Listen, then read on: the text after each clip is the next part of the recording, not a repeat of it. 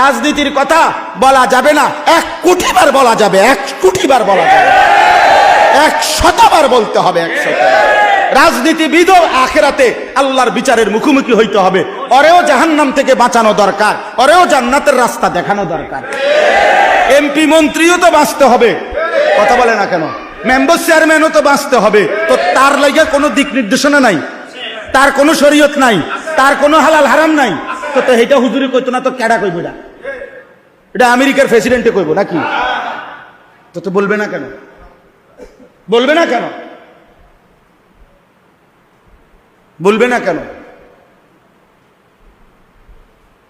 আমার শায়েখ আল্লামা মুফতি মুশতাকুন নবী কাসিমি হুজুর এটা কথা সুন্দর বলে যে, হে মুসলমান, মনে রাখেন, আপনি যেখানে ভোট দিছেন হতে পারে ওই মার্কাওয়ালা জিতে নাই, আপনি মনে করছেন আপনার ভোটটা ফসা গেছে।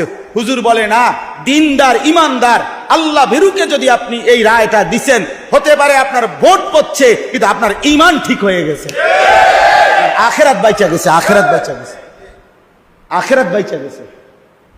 মামুলি বিষয় না। ইসলাম সব বিষয়ে দিক নির্দেশনা দিবে।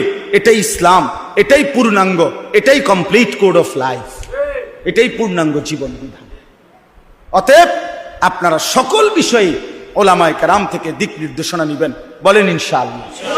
ওয়াত্তাবাউ শাহওয়াত, মনের ইচ্ছা মতো কোনো ক্ষেত্রে চলা যাবে না, ঘরেও না, সমাজেও না, রাষ্ট্রেও না, দেশেও না, রাজনীতিতেও না, বাজারেও না, ব্যবসাতেও না। মুমিন চলবে সব ব্যাপারে আল্লাহ এবং তার রাসূলের সাল্লাল্লাহু আলাইহি সাল্লাম নির্দেশ